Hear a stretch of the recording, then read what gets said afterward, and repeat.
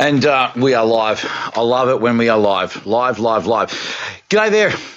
Welcome to Mastering Music, Mastering Life, the podcast where we talk to music industry individuals about their journey through the music industry and how they overcame their challenges and whatnot.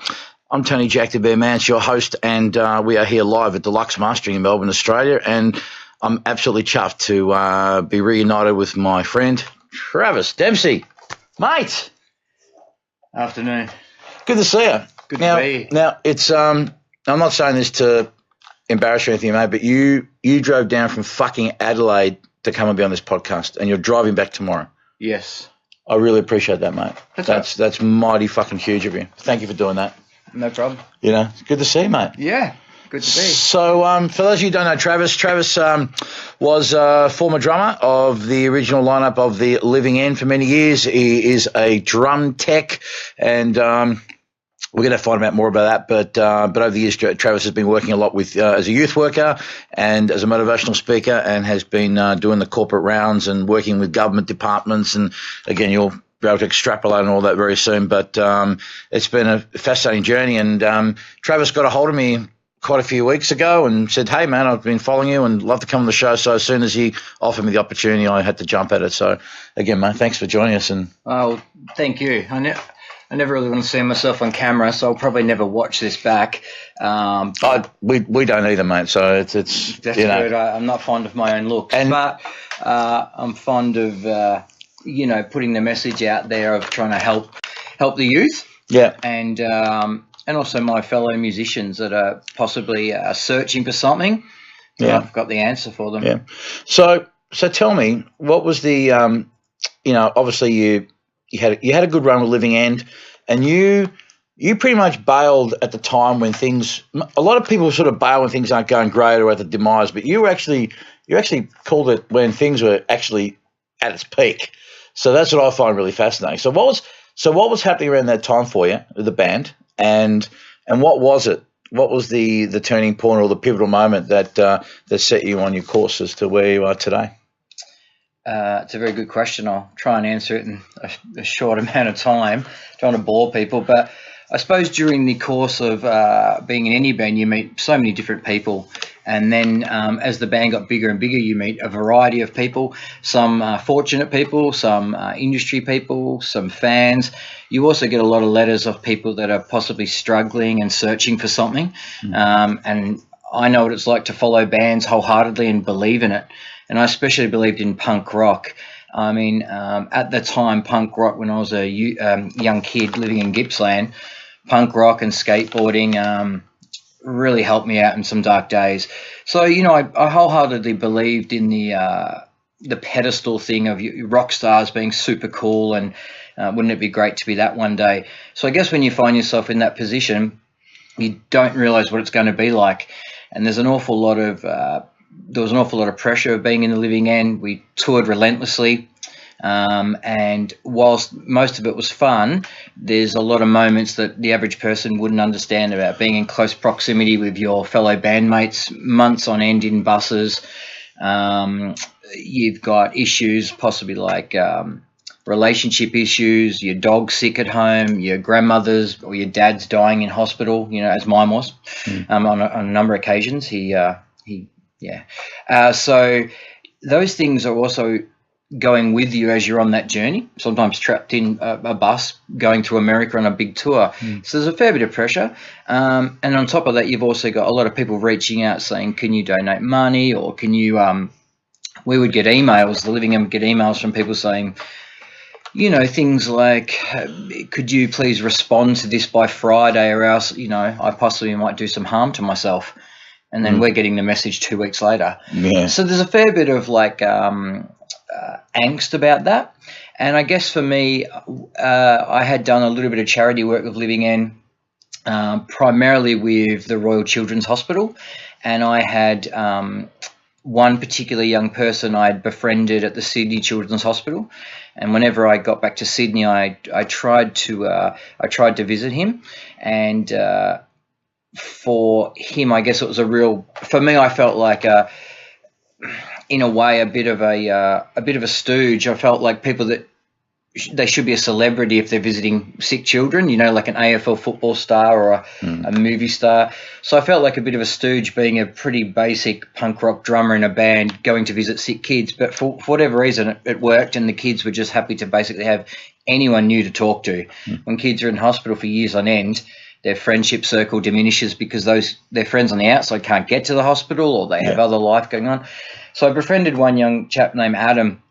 And although it was only some brief visits over a brief amount of time because we were touring so much, it was a pretty tragic day when I was feeling sorry for myself in America, and I made a phone call to the hospital to see if I could speak to him. And it was partly a little bit about trying to make myself feel better in a way, but it was also to make him feel better. So it was like going to be a win-win thing. And the hospital basically said he'd gone home for a period of time.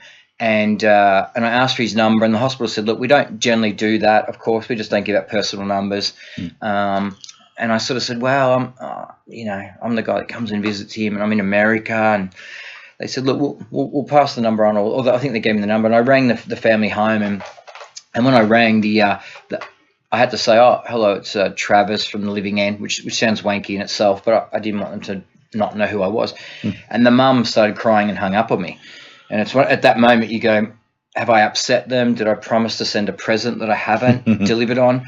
So I rang again, and I actually spoke to the dad, and he basically said Adam had come home and he'd passed away, and he was 13, I think, at the time. Wow. And that really hit me quite hard.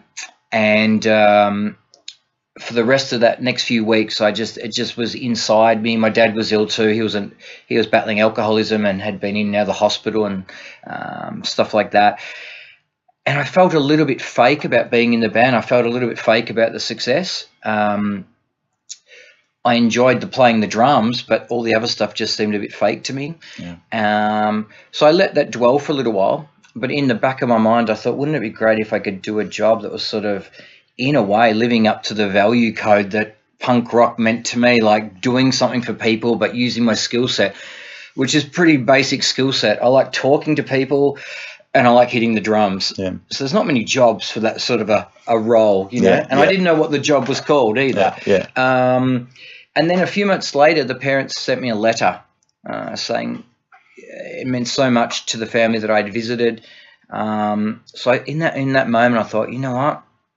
All right, when I finish with Living End, I'm gonna do this mythical job, and I didn't know what it was called. And it took making basically the third album. We started making the third album, and during the making of it, I just wasn't feeling it. I just didn't like the material, and that's a very hard thing to say to a bandmate, because I know how hard Chris, the songwriter, and Scott, of course, but I mean Chris was the majority songwriter. I know how hard he'd worked on it, and I'd seen him really work hard, because when you're on tour, you're riding in the bus and, you know, thrashing around ideas of other band members and that. So it was a hard thing to sort of say, but I just didn't think it didn't have the, I don't want to use swear words, but it just didn't have the mongrel. Yeah. And I wanted to still have the mongrel in the band. So when I told the band that, I thought, you know what, this is probably good a time as any to probably just call it quits. Yeah. And go and find what I need to find. So I quit the band, which was financially it was suicide, because the band was doing well for an Australian band, and I'd grown accustomed to living on good wages compared to my skill set, which is probably menial wages at best. Yeah. And I thought, you know what, I'm just going to take some time off. So I thought, I'll just go and do a menial. And when I say menial, I mean menial for me. I'm not trying to put down any trade or anything, but I went and became a house painter for about a year and a half. And that taught me a great lesson. It taught me, I really suck at the trades. I was a good painter. I just was very slow, and I preferred listening to the radio. Yeah. And the weird thing is, all the tradespeople I worked with would listen to Triple M. And at that time, Living End would come on 5 times a day. Right. And when you're painting in 40-degree heat, and the other tradies would yell out, "Isn't that you?" And I'd be like, Yeah. It made me really question, shit, have I made the right decision? Right. And then I just got some get up and go and went, you know what, I'm just going to start ringing different charities and find out how I can volunteer. And for a good period of about 6 months, I rang I can't remember how many charities. Let's say 20. Let's say 20, something like that. And I'd ring and I'd say, oh, hey, I'm a drummer. I'd like to volunteer. Can I help? And they'd say, do you have a children's check? No. Do you have a police check? No. I mean, I was so naive. I didn't really know how to do it. I just knew that I would have some good skill sets. I'm from a broken home. We lived in rental houses. I'm from a rough town. I've been punched in the face before. I know what it's like to feel disadvantaged, and I also know what it's like to feel like possibly alienated and alone, growing up in a country town and not being a great football player. Yeah. And you know what? You make a really good point before, and that is that a lot of people, when it comes to doing something, they want to do something different, something new. They don't know where to start. But the start is to fucking do it. Just to, as you said, you pick up the phone, you ring 20 charities, no idea about the checks. No, it didn't matter. And I think too many people just are afraid and are fearful of going ahead and doing something because straight away they're thinking about what can't be done rather than like, let's just do it, let's just have a crack and then worry about the obstacles as they go along the way. But it's got to start with you actually doing it and making the start. And I think that's a great testament to, your tenacity. And I think hopefully people will hear this and just go, well, shit, look at you. Yeah, I'm no brain surgeon. So, yeah, they should look at me and go, I can do anything because if he has, like anyone can. But eventually, for me, the breakthrough came when an organisation, I actually knocked on their door, and the young lady that opened the door at White Line, which is a great organisation working with the judicial system. Yep. Young kids, yeah. Over here in Parkfield, not far from here. Yeah. And the young girl introduced me to someone else. And they had a program that was, at the time, sending role models to different disadvantaged high schools. Or actually, I shouldn't say disadvantaged, but high schools that had the highest, the area that the high schools were located in had the highest amount of young people going into the judicial system. So they said, let's start a program where we get people to essentially use their stories that are from maybe an Olympic background or a football background, a rock and roll background, go and talk to the kids about their struggles. Mm-hmm. And hopefully that's a preventative type action rather than a reactive action. Yeah. And from that, I met some people at White Lion, and it quickly became known, I guess I was the guy from Living End. Mm-hmm. And they said, you know what, you're okay at drumming. Have you got any ideas with drumming? And I'm like, well, I'd love to go into the prisons. Mm. I watch a lot of cops. Yeah. You know what I mean? Yeah. So that would be pretty cool. Mm. And I was always, growing up as a skateboarder, I was always fascinated with all that gang culture and the graffiti and stuff. So I was like, I'll work in prisons. I had no fear. Yeah. So we started a drumming program. And that drumming program was with junior incarcerated young people at You're talking at juvie, down at Parkville. Yep. Yeah, so at that stage it was like I think the under 15s I'd work with. Yeah. And that program was a success in the fact that there was participation, the kids wanted it, and I suppose also that I could handle it. Not many people, I don't think, can actually handle going into an environment like that. Yeah, it's pretty full on. Yeah, they were summing out pretty hard, kids, and kids have got the most sensitive bullshit detector, and that's before you even open your mouth. They straight out summed you up. Well, they do in prison. Yeah. And then that program went well, and we expanded that, and that was through the help and guidance of some people at White Lion who were way more qualified than I. But I guess I had the skill set of I could go into a prison and chat to people, and they didn't have that, and possibly I could also play the drums pretty good, and they didn't have that either. And it was a great conduit to making people feel happy because you're hitting African drums, and they would ask me questions. And I guess I could relate to where they've come from. I've made some stupid decisions, and I've got mates that have made very stupid decisions, and they've ended up in prison. So I loved it, and it built. And then before you knew it, I was doing that. White Lion was sending us all around Victoria and Tasmania, running these high school programs. Next thing you know, the manager of my program left, and just through default, I moved into that position and became the manager of the program. So I had to take on a lot more responsibility and actually do most of the talking at most of the schools, which led on to presenting for White Lion at business breakfasts and stuff like that. So that program led on to then a bit of motivational speaking. And before you knew it, I'd started working with the AFL Players Association and Cricket Victoria and Minter Ellison Lawyer Group. Yeah. And essentially using the same story I used with the kids. It's more just about the journey. It's not so much I would be up there saying, wow, how great am I? Yeah. It was never about that. And it was always in the name of trying to get them to donate funds, the rich people to donate funds to my program, to do more drumming workshops or to or to have an understanding that they could actually help in some way. Yeah. Yeah. Well, how have you found like dealing with corporates? I mean, as a musician, because normally when it comes to the broader motivational speaking industry, shall we call it, usually it's high profile players of, you know, is it sport, footy, Olympians, TV personalities, people that have a profile, people that are kind of known more to the you know, majority of the mainstream. So as a musician, albeit with a successful and well-known band in our culture, how did you find that the corporates took to you, and how do you like what are the themes and what are the contexts that you bring when you talk to, you know, whether it's NAB or, you know, a real estate group? So how do you package it? What do you talk about to these people? Well, first and foremost, I ask them what do they need from me. And if I can't do it, I just say no. But if they're talking about like value systems, you know, inherent value systems, I talk about the value systems that worked for me, like integrity and honesty. And I guess the honesty was that even at the top of, you know, arguably my game, like Living In, we're a big band and we're living overseas and I was living the dream, I had to be honest to myself and I had to be honest to the people I was doing the work for, which is ultimately the people that pay your mortgage, the people that come and watch your band. Yeah. So, you know, and hence I had to quit. I couldn't cheat people. I can't look at someone and go, it's the same song we did last night and I've sort of put 80% in. It wasn't me. And I'm certainly not saying that the Living End did that. They put 100% in. Yeah. It's just I couldn't do that at that stage in my life. So I find out what they need, and if I can deliver on that, where it's value systems or team building, a lot of the time, you're right, it's a very hard thing because I would be extremely nervous because I would be thinking, wow, I'm just a guy from Warrigal. Do you know what I mean? I didn't even finish year 10. I'm just a punk rock drummer. But then as soon as I would enter those doors of those fancy buildings in Collins Street or wherever, all the corporates would come over and they just want to know, who have you toured with? What's it like to be in a band?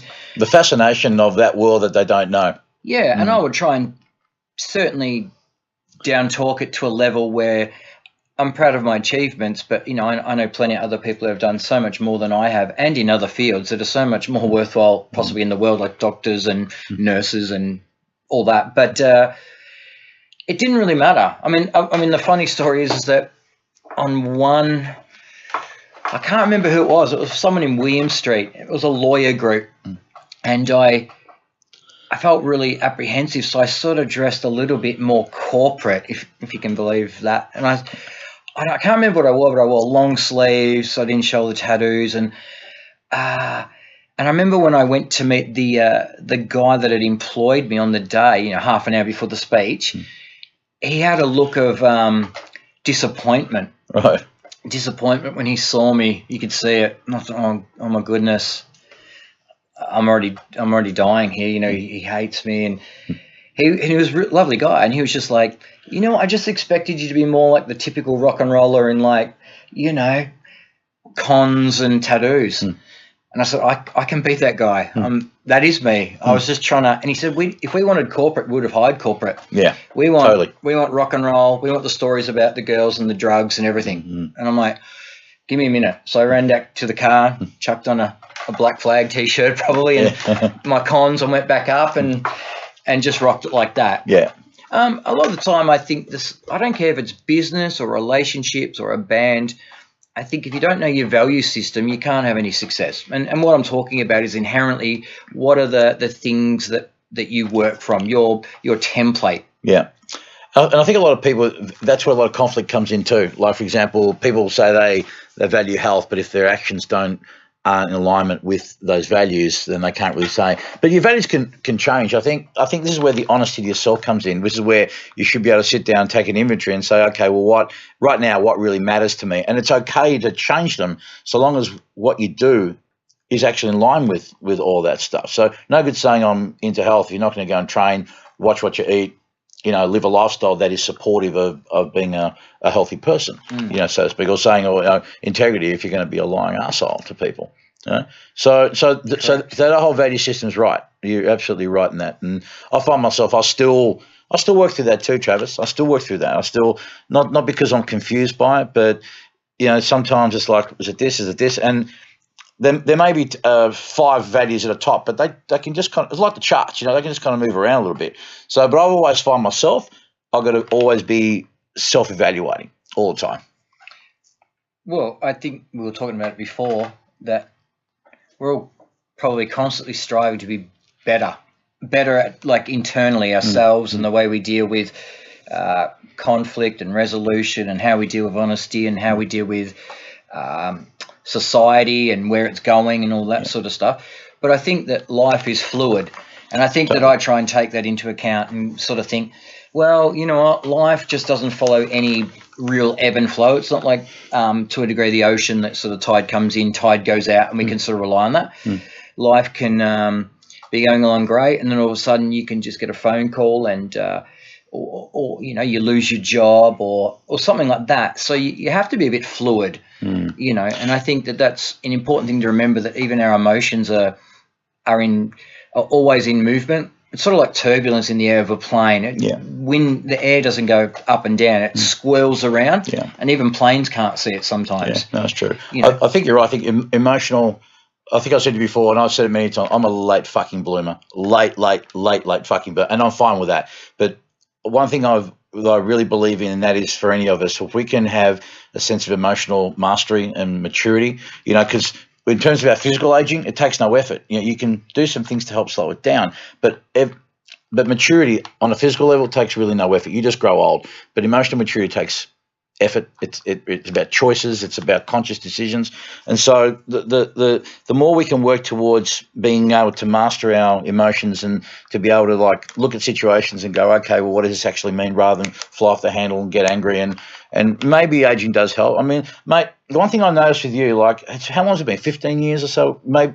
I mean, it's been probably about 15 or so years. All right? Since I left the band. Yeah. Yep. And the first thing that occurred to me, not even when we spoke, but also just when you walked in energetically, as I remember Travis from then, like, you're just, like, so much more at peace, so much more calm.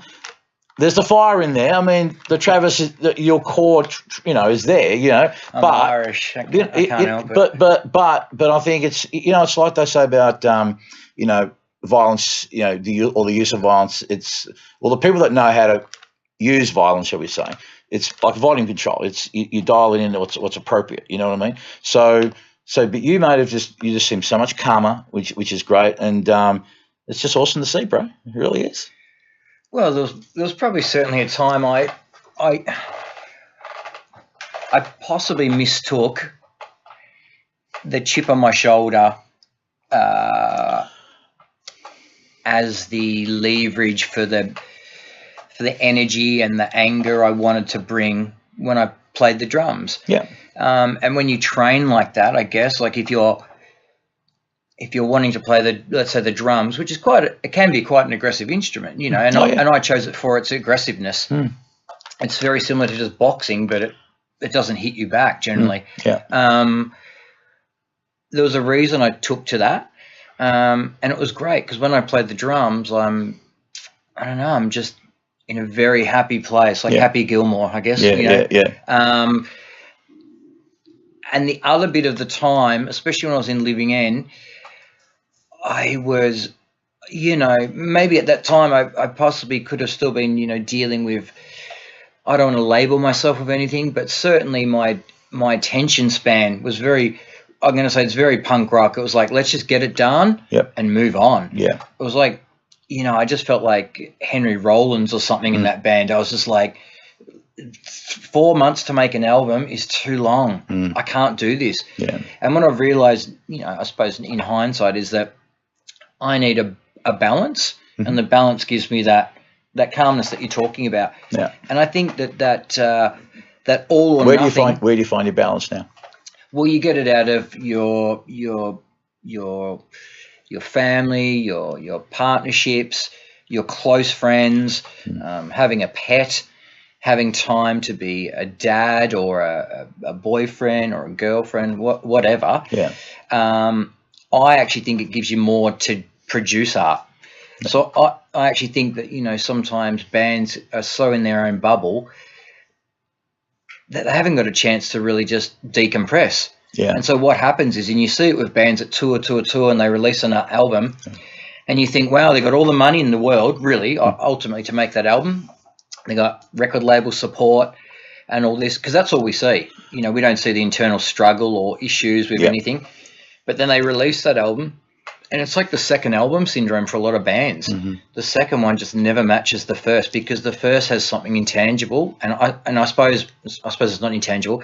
It's the energy or the naivety or the willingness to just do whatever it takes. Yeah. Well, go on, finish your point. Yeah. Whereas sometimes the second album or whatever, the album with money, is so thought out, because all of a sudden the external pressures of we must repeat what we just did if the first album's good or received well.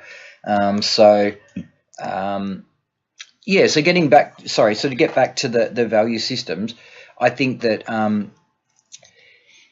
some may be really great at just focusing on one thing, but for me personally, I needed a mixture of everything. I need time with, my partner.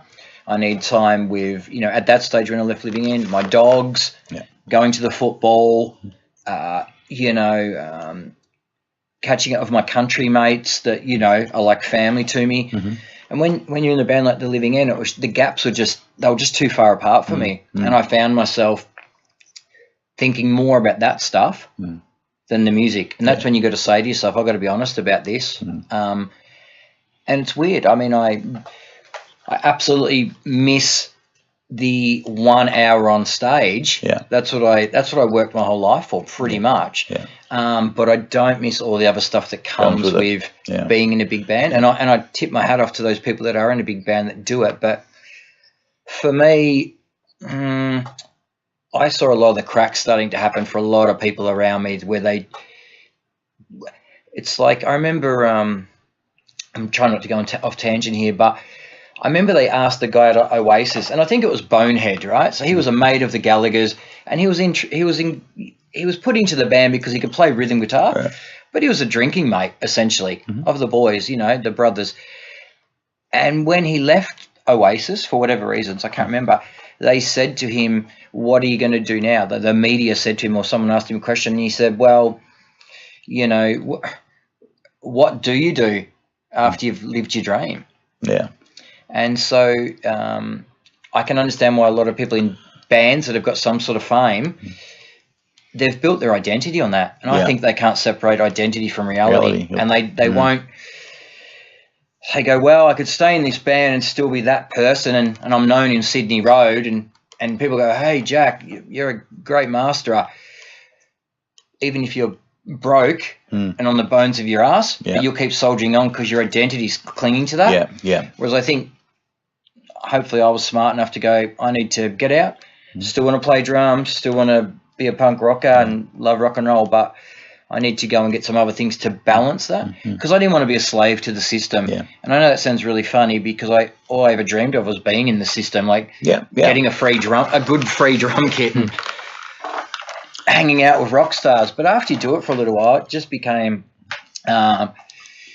it was just quite boring, and I never felt like I fitted in. And not everything that lives up to being. This leads me to the next question I was going to ask you, and that is, and we just touched on it outside, one of the areas that you work in also is the area of mental health, which is something that's always been of interest to me. And this year with the podcast, I've made a conscious decision to just put a little bit more emphasis on it, not just about it, but certainly because it's such a big problem in our society, in our community, the creative artistic community, where it's even higher than the already shit it is. And so I'm interested to know about where your take is on mental health and how it affects the people you send around you, and what are the, and also like you're a guy that's had your own dealings with it, I'm sure, in your life, as most of us have. No, never. You've never had mental health issues? No. Really? No. I mean, people would probably say that certain behaviour was mental, but I think that's country mates because there was a fight. But no, I've never suffered from depression. I've never suffered from any sort of And I'd be open and honest about it. I've suffered from a Coca-Cola addiction for a very long time, which I recently broke about 3.5 weeks ago. Possibly the hardest thing I've ever had to do. We've all got our cross to bear. No, I've never suffered from anything, and I was always You know, I'm not a tough guy, but I was always mentally tough. I grew up in a tough area. So how do you negotiate that? So you're dealing with someone who's not having can you teach this stuff? Can you give strategy? So someone's listening to you right now. Yeah. Okay. So how would you I don't know about teach it, but what are the strategies you'd give to someone? Like, so what's your thought process? Something comes up, it's hit you hard. You've had a lot of shit happen in your life. Yep. As we all do. So how do you frame it? How do you process it? What is the thought pattern that Travis Demsey goes through that helps you negotiate it better than someone else who would see exactly the same thing and completely capitulate? Well, I think it's a really hard one to answer because I just don't know where they are at in their own head. So, well, what do you do? So how do you see it? What's your process? What's your thinking and strategy, and how do you sort of keep yourself sane and all that kind of stuff? Well, I'm very honest with myself. So if someone comes to me and says they need help, the best thing I can do is actually just be a listening ear. Yeah, I think. Mm-hmm. And I don't give too much advice. I just try and be a support in listening. And then from that, I can then, I suppose, base my answers on where do I think they are. Are they at a stage 10 where I go, well, I need to call someone that's way better equipped than I am. Even if they don't know it, we need to call some medical help or whatever. Mm-hmm. Or are they a friend going through a marriage breakup and they just need a bit of a beer and to talk? Mm. I think giving advice can be really tricky because I don't know if I've fully worked out what would be the right thing to say. What I do say to people is I acknowledge your pain. I think that's really important for people to be heard. Yeah. And then I would say something like, what would you like from me? Mm-hmm. How can I help? Mm-hmm. And then if they say they need to come over and play guitar, or if they want some strategy, I would say, well, you know what, I can be a person you can talk to, but I think that it'd be good to get a second opinion, and we should get someone that's possibly got some better strategies than me. Yeah. And there's no shame in that. Mm-hmm. But yeah, it's very hard to put yourself in someone's shoes, and then walk in them, because I don't know. As we were just saying then, I don't know what it's like. I mean, I can have a melancholy day once every 3 months, and you know what? You watch a bit of Ice Road Truckers. I play the drums. My daughter comes home from school. She wants to show me a new drawing. If that's the worst it gets. So I don't really get that. Yeah. I wasn't even depressed when I left Living End. It was just like, I like to bring it back to the lowest common denominator, meaning that, you know what, if you want to be a fighter, you got to get hit. Yeah. And unfortunately, life is a bit of a struggle for a lot of people. Yeah. So I just try and take solace in the fact that, I'm tough. I can deal with this, and I can. I've proven it time and time again on my own levels. And that's not to say that I'm bigger or tougher than anyone else. It's just from my own self. I've just been able to rip the Band-Aid off, so to speak, and go, you know what? My dad's in hospital dying. At this moment, people can't go to water. I need to be strong, and I need to dig deep, draw on those reserves of fat around my midriff, and be there for my dad. I can't. This is not the time to actually now bring up the past or to say, oh God, this was good or this was bad in our relationship. This is the time to honour him, and I need to step up. And it's sort of like that with friends. You can have disagreements with friends and not speak to them for 2 years, and then you can hear that they too are going through a trauma. So you know what I do? I ring them. Yeah. We don't even talk about the thing that annoyed us. I ring them and I say, listen, I'm here for you, whatever you need. I think that is a good practice for a lot of people don't tend to do that, maybe because we're so busy. But one of the things that I do like to do, and I believe in this, is that, and we touched on this before, where we're talking about the best way to raise your own significance is to raise the significance of others. And sometimes it's just that phone call. You haven't spoken to someone for a long time. No reason to actually have to call them. Just call them for the sake of, hey, haven't heard from a long time. Or if you're not a phone person, send a text. Just that action of thinking of someone and sending out some positivity is a great thing to do, for the other person, but also for you, because knowing that you've done them a good thing. Now, if they didn't want to hear from you, well, that's fine. That's cool too. But, you know what I mean.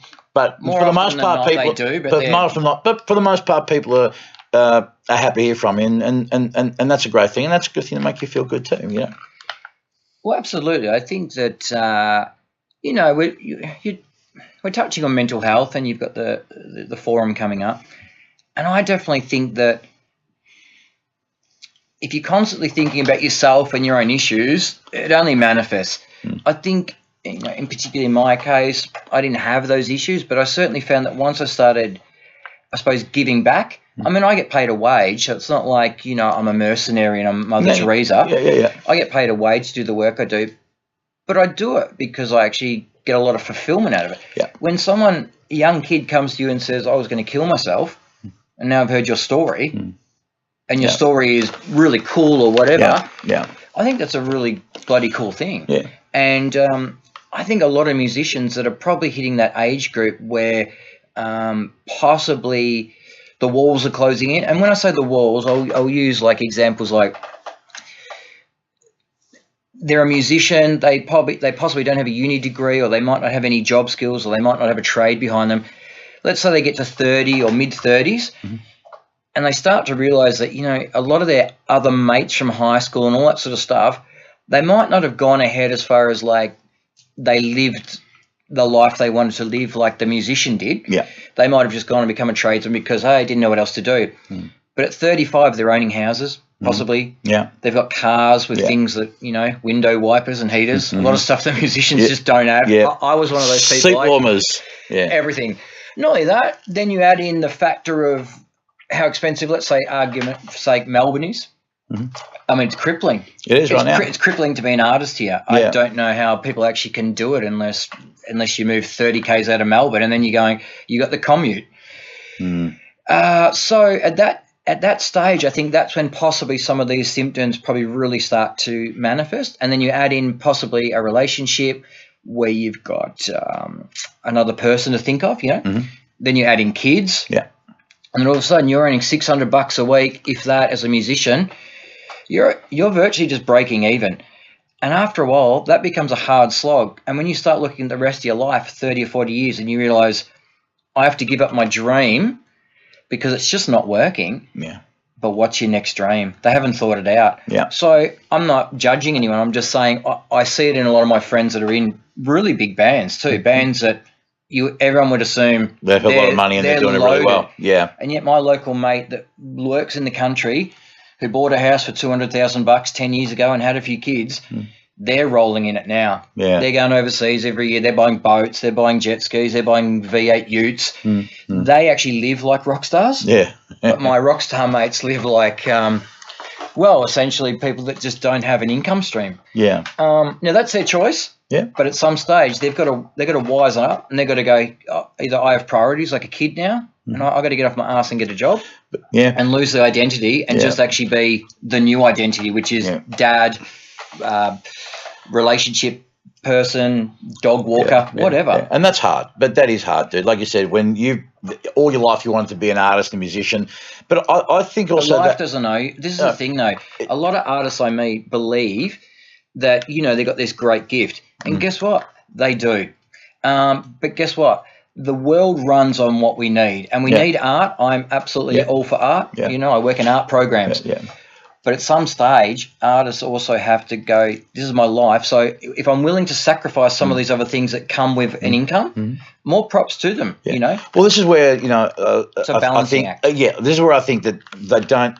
I think the problem is that they need to give up on it entirely. I don't think that's the case at all. I think you can still have an identity as an artist, as a creative, but it's a matter of like working out, prioritizing, and going, look, I can do this, but I'll continue drumming. I'll continue playing my guitar, maybe doing a covers band, maybe doing something else. I mean, again, just finding creative ways to be able to juggle it. And, you know, it may not be cool. It may not be, you know, you may not be the darling of the scene and what have you. But I think that you can manage to, you know, have a little bit of each, manage to, you know, find a job or business or something else, and still, because you need the outlet, you know.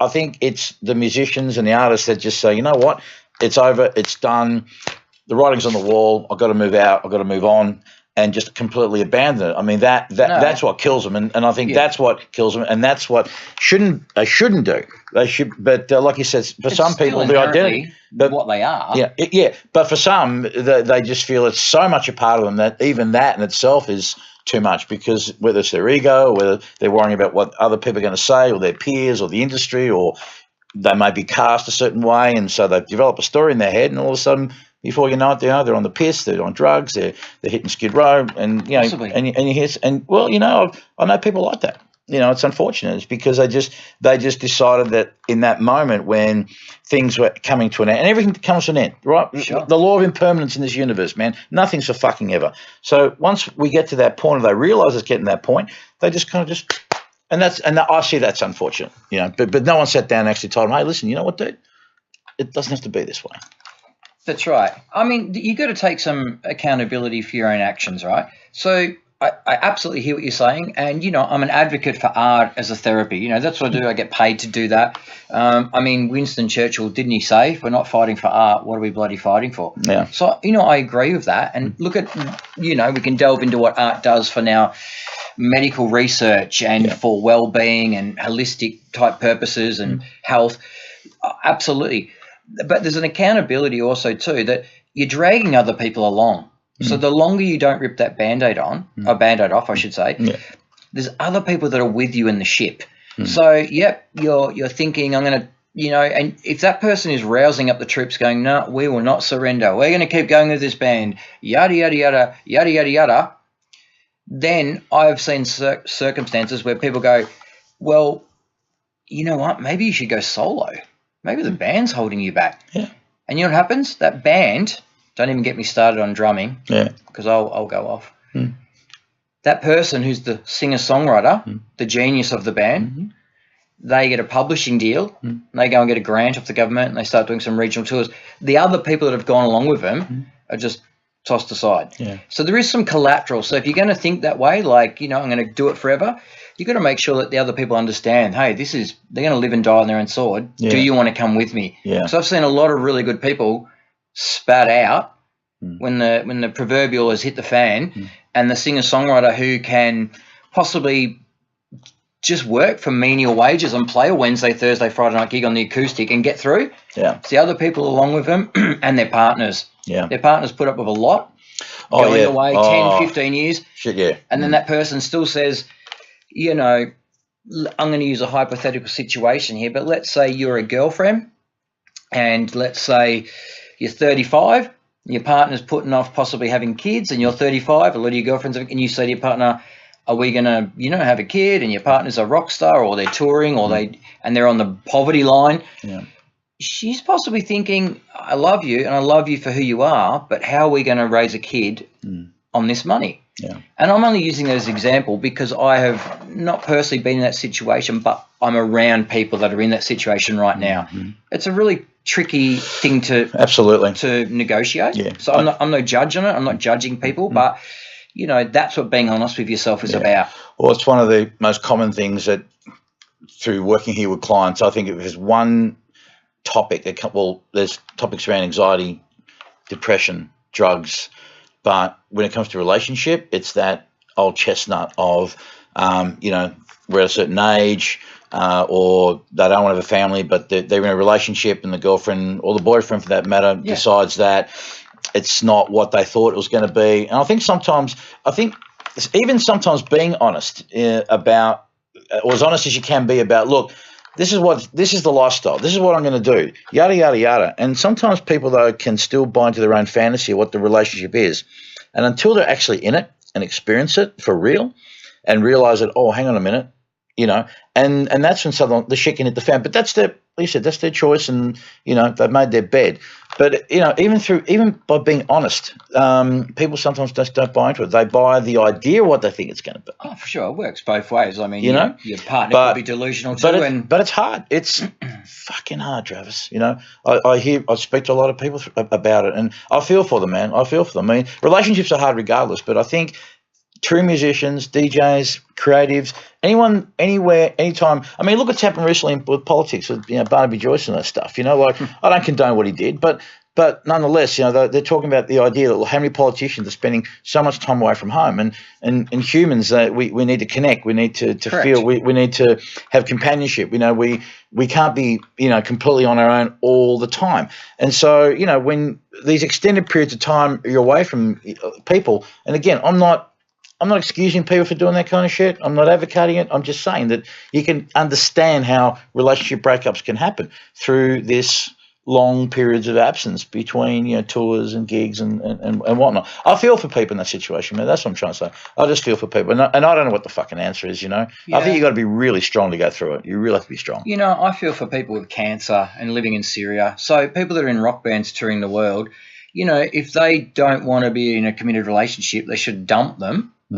Which hurts, and it hurts them, but it's the right thing by the other person so they can move on with their life and find what they need. Yeah. And then they should be the player or whatever they want to be. Yeah. And the amount of bands that I saw touring the world that are up there singing about unity and all this sort of stuff, you know, loyalty, and then you meet their wives, and then 3 weeks later the wife's off tour and they're, you know, cavorting with other women, and you just go, I can't listen to your music anymore. I mean, if they're the Eagles and you're touring with them and they're talking about lots of ladies and doing cocaine, and then I see that backstage, I go, well, that makes sense. Yeah. You know, hey, that's their values. Yeah. And I respect them for that. I might not respect their behaviours, but I go, hey, that's what it's West Coast 1970s. That's their thing. They're hanging out with Stevie Nicks, whatever. Yeah. But I guess, you know, that punk rock thing, I guess a lot of the bands I really looked up to, some were just complete letdowns when I met them and just saw the way they treated people and that. And it's hard, you know, because you put them on a pedestal. So hopefully I've gone through my career not being that person. Well, I mean, there's a few people that probably copped a slap, but they probably deserved it, I feel so. But most of the people I tried to have time for sure. Well, as the saying goes, mate, you know, character's who you are and reputation is what people think you are. And, you know, for people, sometimes they mix those two things up. And but this is where the pedestal thing comes in too. I think we as a society, we put so many people up higher than what we are, you know, and I think that it's great to respect people and their achievements, but to actually put them up higher than you, and that's not me or anyone saying you got to be egocentric and think you're better, but to artificially place people in a certain way because of a perception of who you think they are. I'm a late bloomer to this party, mate. So, hey, you know, I'm not like you without hey, I've had no mental illness and I've had my shit together relatively. I'm the fucking opposite of you, bro. I'm just fucked up, flawed, completely messed up, fucked my whole fucking life up. I'm a fucking third Dan black belt and fucking up. All right, so that's me, but I own that. But the positive is you're third Dan. You know, yeah. So there is a positive. But no, but that's it. That's exactly it. But I'm taking all that shit for a time which I thought was a disadvantage. Because I thought, well, who the fuck are you? You're going to go and talk to people about this and this when you fucked up your life with this and that and the other and drugs and whatever. Like, well, hang on a minute. Until someone sat down and said, let's just have a look at this. You know what? You can actually talk to people about this shit from a real point of view. You know, you can step in their shoes and be empathetic and share this sort of stuff. And so taking that on now is like, okay, well now I've reframed it and I can see it differently as to how. And as far as doing shit, again, it's like you said, mate. You went out and then did it. I'm not a fucking psychotherapist. I'm not a psychiatrist. I've read books or done any study or anything, but it's just doing it. It's just get off your ass and fucking doing it, man. Saying, okay, well, I believe in this. I really want to do this. I feel strongly about it, and I'll do it. And I'm not going to worry about how it's going to happen because I've got my why fucking pretty straightened out. Why I'm doing it, and as with it, why am I fucking doing this thing? I'm doing it for this reason, and you're true to that reason. You're congruent to that reason, and you lock into that. And then all of a sudden, as you probably found, other people start coming in. As I'm slowly starting to come. I mean, you're a great example. I mean, look at you with what you've done. I mean, I can see us collaborating on things in the future. Sure. I really can. I mean, but you've sort of come in. So it's amazing. I don't believe in coincidences, bro. I don't believe in that at all. I think, you know, that cliche things happen for a reason. But again, until you're in alignment with what you're doing, people will sort of start coming in your world. And I'm sure you've experienced that too. The things that we call coincidences or the synchronicities or the serendipities of life, you know? Yeah, I think that, you know, I mean, you make your own luck. Tosh, yeah. And you know, it's a funny thing because a lot of the time you would be, let's say me, I would be out. And for many years after whether I was in the living end or even long after the living end, you'd be at the corner hotel or you'd be somewhere. And sometimes people would come up and they'll say, "Oh, hey, I'm a drummer, or I'm a fan of the band, or I'm a fan of what you used to do in the band, or whatever." And people are very nice in Melbourne, and for the most part, they really mean it. They're earnest, But it was always a bit of a thing where they'd always say, "Man, you're so lucky. You're so lucky." And I used to wear that. I'd be like, I am absolutely so lucky. Like, seriously, I never thought I'd get past. I just wanted to be in the corner hotel and play a sold out show. And, the dream was to get to America, Los Angeles, just once in my whole life and get tattooed there. And I don't know, that was the dream when you're 15 and 16. And it was probably more than I was probably, back in 14 and 15, I was probably into Motley Crue. I probably wanted a Harley and tattoos and stuff, big hair. Yeah. But, but that was the dream. But after a while, it just got to me where people would say, "You're so lucky." And I'd say to them, "You know what? I'm not lucky. I'm really not lucky. I mean, I've made a bit of luck, but I've actually had to do this myself. I've had no support really of anyone. I've had to do it all myself." And they go, "Yeah, but," and I go, No.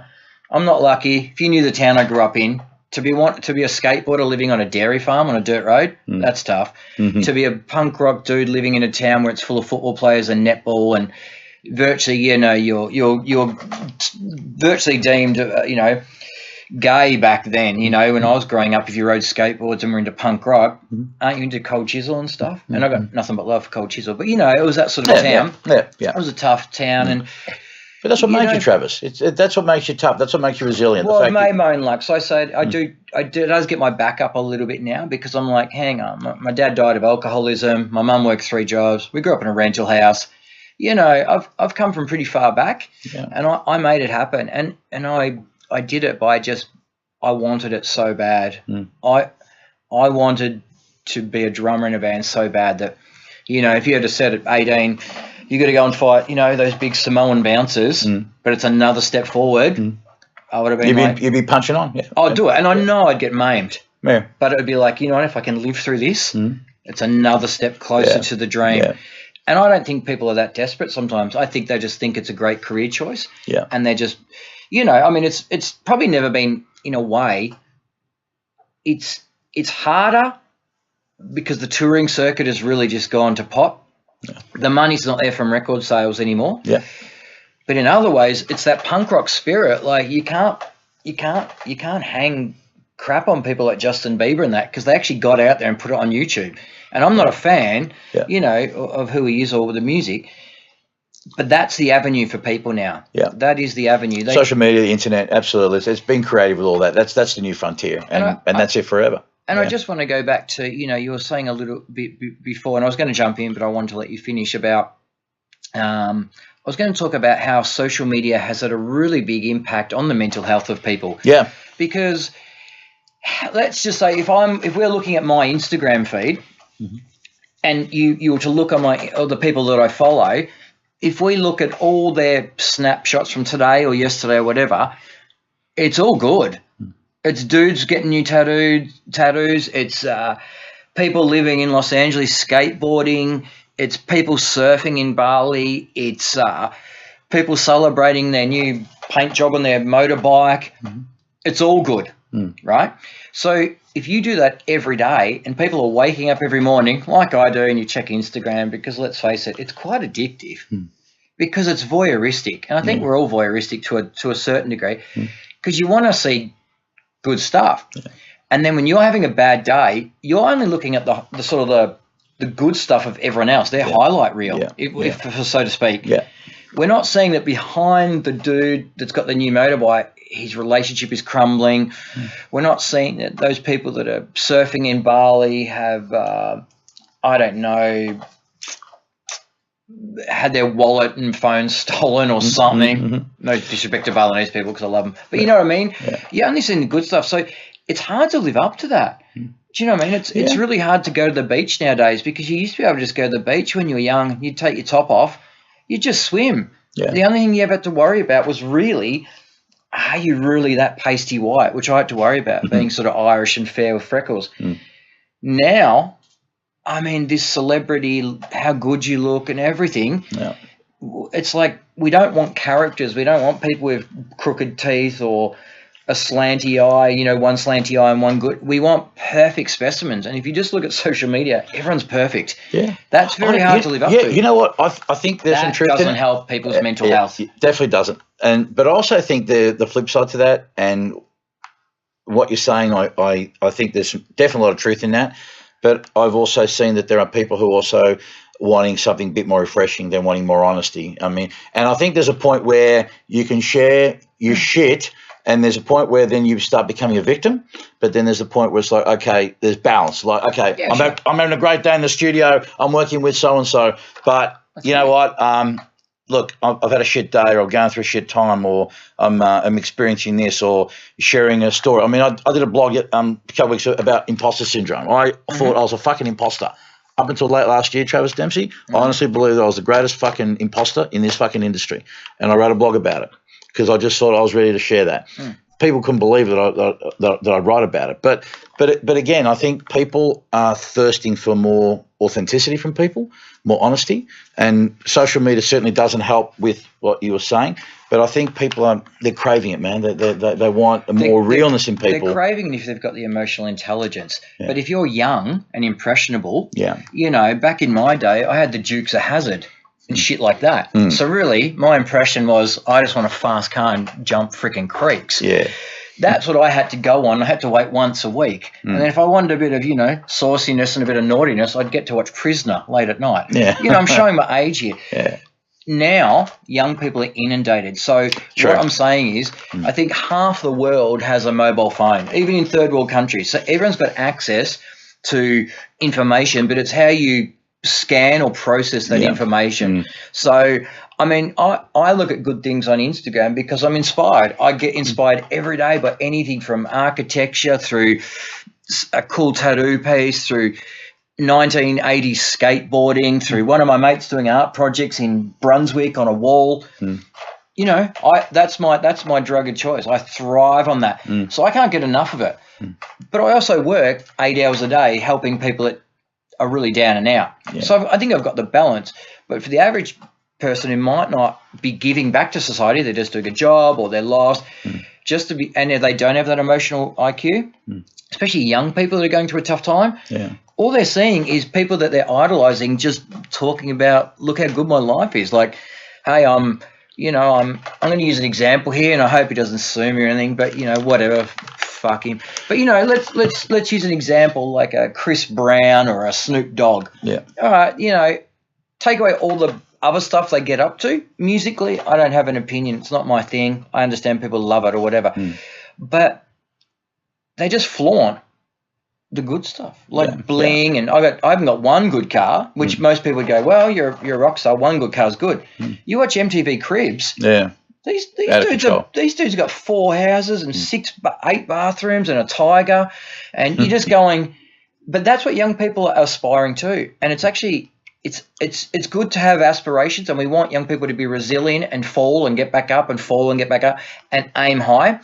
But that's like going to the moon, that sort of stuff. Yeah. You know, and there's a real balance of going, yep, you should aim high, but let's just pay off one credit card at a time and then get there. Yeah. But young people don't have that emotional IQ. Yeah. That's what I'm getting at more than anything. Yeah. Well, my friend, we're going to wrap up the podcast here. Sure. It's been a good one. Oh, well, I hope so. You've given us rambled too much. No, it's good, mate. It's good. It's just getting a lot of good input, and I think a lot of people have got a lot of value out of it. And like I said, I'm humbled that you come all the way from Adelaide to come and do the podcast with me, mate. The fact you got to drive back tomorrow is that's massive. So thank you so much, my friend. No problem. Thank you. I really, really appreciate your time, and it's just great to see how your life has evolved and where it's going, mate. It'll just get better and better for you from what I can see. Sure. And look, if other musicians are out there and they're looking for, they don't know what, but they still want to be a musician, they should totally look in the health sector. They should totally look in what I do. I'm not qualified. I'm just a dude that likes helping people. They should reach out. They can reach out to me. Yeah, but your qualification though is your life experience and your journey and the sharing of all that stuff and that relating to musicians who, when you're speaking to them, mate, you're speaking their language. They get it. It's not like going to a qualified person with 1 million degrees on the wall who may have all the academic understandings and everything, but you know, but it's like, again, the best drug counselors usually have been drug addicts themselves.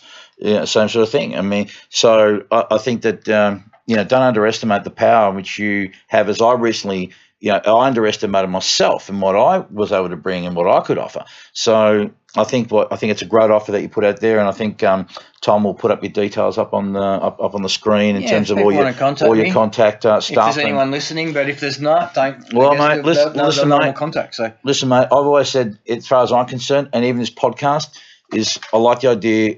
I like to consider myself or this podcast as just a domino, man. All we want to do is just tip one domino and hit another one, and hopefully that starts a chain reaction. We're never going to know who it's going to affect or how it's going to affect them, but at least if we can be that one tipping point, then we've done our job, you know. So, but again, man, I really appreciate your honesty and your openness and sharing what you've been doing. And I wish we could have done 3 hours of this podcast, but unfortunately, we got to cut it off at an hour. But mate, we'll get you back later in the year. Don't even get me started on publishing, and stuff like that.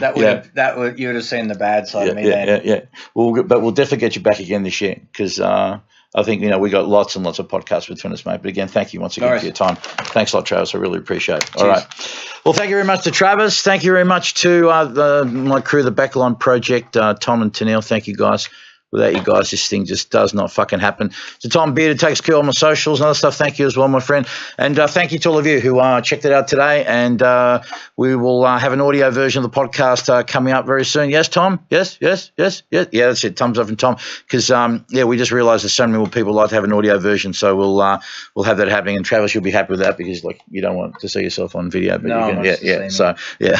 All right, then. Well, thank you very much, guys. We will see you next week. And as always, say, please be nice to each other. But more importantly, be nice to yourselves. I love you, fucks. Catch you next week. All right, see ya. And there you go, my friend.